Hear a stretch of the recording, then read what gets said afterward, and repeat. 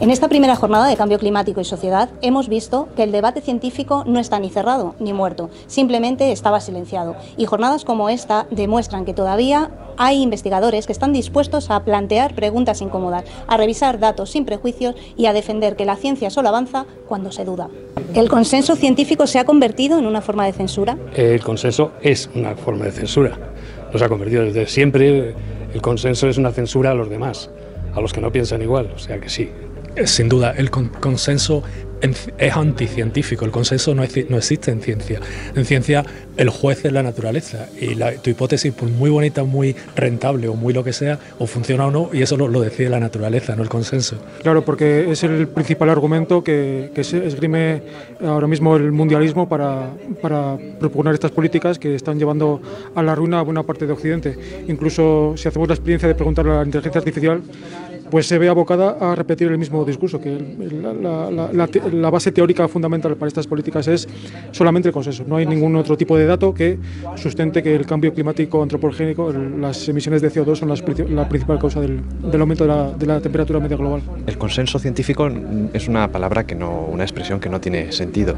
El consenso en ciencia social puede ser una expresión con sentido estricto. En ciencias naturales, hablar de consenso científico es no hablar de nada. Michael Crichton, que es autor de algunas de las novelas célebres que han endulzado nuestra infancia, como Parque Jurásico, decía que el consenso era algo para dividir a los científicos. La ciencia está basada en datos empíricos y experimentales, y hablar de consenso es como no decir nada. Pero en cualquier caso, en relación con la dinámica climática, no existe tal cosa como un consenso unánime, sino que hay opiniones variadas, cada uno de los distintos científicos con buenos argumentos de carácter académico y empírico, pero no existe un consenso universal con respecto al cambio climático y sobre todo cuáles son los principales agentes causales de ese cambio, que en sí es innegable. Posiblemente es algo, no sé si una censura, pero por lo menos que condiciona a aquellos que lleven una idea discordante con la habitual, con lo cual el consenso será cualquier cosa menos científico. ¿Y qué piensa que es más peligroso para la humanidad, el CO2 o la censura científica? Bueno, el CO2 es que no tiene nada de malo. El CO2 es el que nos da vida a las plantas y las plantas a los animales que se las comen y nosotros que nos comemos a los otros. O sea, no tiene de malo nada en absoluto. Y la censura es una limitación tremenda a la libertad de todo, de expresión, de ciencia, de todo. La ciencia es discusión. Sin duda la censura. El CO2 tiene un efecto beneficioso en muchos casos, dudosamente perjudicial, todavía no lo he encontrado, y la censura bloquea un sistema de conocimiento que nos ha servido para avanzar muchísimo en los últimos 1000 años o 500. Ahora mismo hay que decir que hay un telón de acero que se ha erguido sobre las opiniones discordantes, incluso en el mundo de la ciencia, que se supone que es un ámbito de actuación del hombre en el cual tiene la libertad de proponer ideas y de debatir sobre teorías.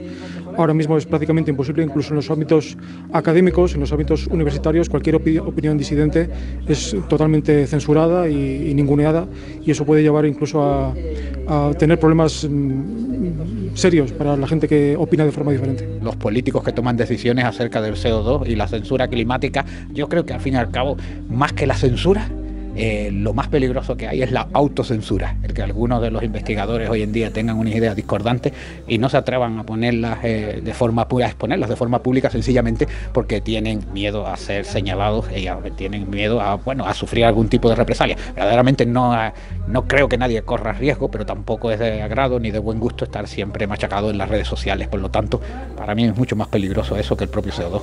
El dióxido de carbono no tiene por qué ser peligroso para la humanidad.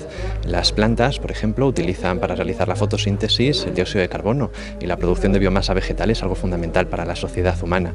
De hecho, nuestra concentración de dióxido de carbono en la atmósfera, que está en torno a las 450 partes por millones, para nada es excesivamente alto en comparación con otros periodos de la historia geológica de nuestro planeta, en la que la concentración de CO2 ha podido llegar a multiplicar por 5 o incluso por 10 las concentraciones atmosféricas actuales. Por el contrario, intentar dividir a la comunidad científica en base a un consenso que de por sí no existe, me parece que es más peligroso para el desarrollo óptimo de la ciencia en sentido práctico. ¿Cuándo dejó el cambio climático de ser un fenómeno científico para convertirse en una herramienta política? Para mí, desde que salió Al Gore diciendo su verdad incómoda, y entonces a partir de entonces se cerró toda la posibilidad de discutir y de debatir. El cambio climático en sí quizás a raíz de la película de Al Gore y toda la parafernalia que se creó después, estaba un poco el terreno abonado, pero eso quizás fue el detonante más significativo. Siempre ha sido una herramienta política. Desde que se propuso a final de los años 80-90, ha sido un instrumento de poder que ha sido tomado por las clases dirigentes para intentar imponer unas políticas públicas a nivel mundial basadas en hipótesis científicas que están muy lejos de ser contrastadas y verificadas. Bueno, esto yo creo que siempre desde el punto de vista de la política se ha procurado buscar elementos que sirvieran para tener algún tipo de control sobre la población, para tomar ciertas decisiones impopulares.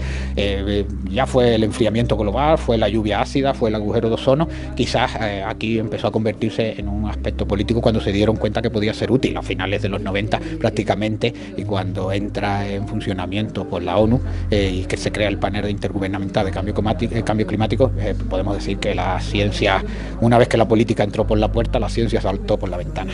Pues prácticamente desde que ya en 1988 comienza a fundarse el panel intergubernamental contra el cambio climático, y en algunos de los informes que se van publicando con los años, los burócratas y los políticos y los expertos en marketing decidieron revertir parte del avance científico que se estaba haciendo con respecto a un fenómeno real, en tanto que el clima es dinámico. Hablar de cambio climático es una tautología, en sí el clima tiene que cambiar y por lo tanto es redundante hablar de esa terminología específica, pero en cualquier caso, a partir de 1988, con el panel gubernamental contra el cambio climático y algunas experiencias también anteriores y posteriores, como por ejemplo los informes neomalthusianos del Club de Roma, quizá constituyen uno de los principales puntos de partida a partir del cual se deriva el lenguaje científico hacia intereses espurios de carácter político y burocrático. Y la última, ¿qué es más urgente hoy? ¿Salvar el planeta o salvar a nuestra querida ciencia? El planeta ya se cuida el solo, eso no tiene nada.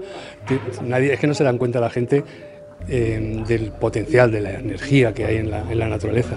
Es la soberbia de la persona la que lleva a esas conductas, ¿no? A censurar, a decir que aquí no se hable más, que la ciencia ya está settled, ya está organizada, por supuesto. Las dos cosas van juntas, porque si dejamos dogmatismos aparte, la ciencia puede volver a funcionar y podemos preocuparnos de cosas de verdad que afecten al planeta, no un gas que apenas hace daño y por otro lado hace bastante beneficio. Yo me conformaría con que hubiera un debate serio, público, en todos los países implicados, en la cual se permitiera debatir a los científicos basándonos en datos reales, en datos sobre los cuales haya cierto grado de consenso, y que los diferentes especialistas puedan formular hipótesis y teorías, y que debatamos públicamente frente al público pues cuál es la teoría más válida para explicar el calentamiento que está produciéndose en la superficie de la Tierra. Quizás sea valorarnos demasiado, pensar que el ser humano puede llegar no solamente a salvar el planeta, sino a destruirlo. Quizás nos sobrevaloramos demasiado en nuestra propia actividad y capacidad de influencia. La ciencia es un lenguaje. La ciencia no es una corporación de ningún tipo. Quizás sea mucho más productivo mantener la honestidad científica a la hora de plantear los experimentos y los modelos que nos permiten entender cómo es la dinámica climática, cómo funciona el clima en nuestro planeta, más allá de pretender una empresa que está mucho más allá de los límites que nosotros podemos influir sobre el planeta Tierra. Yo creo que lo más importante es salvar a los humanos de los políticos y salvar a los humanos de las decisiones que se puedan tomar que perjudiquen el desarrollo social y el desarrollo tecnológico, que es al fin y al cabo lo que nos va a preparar en el futuro para los desafíos ambientales a los que seguramente nos vamos a tener que enfrentar.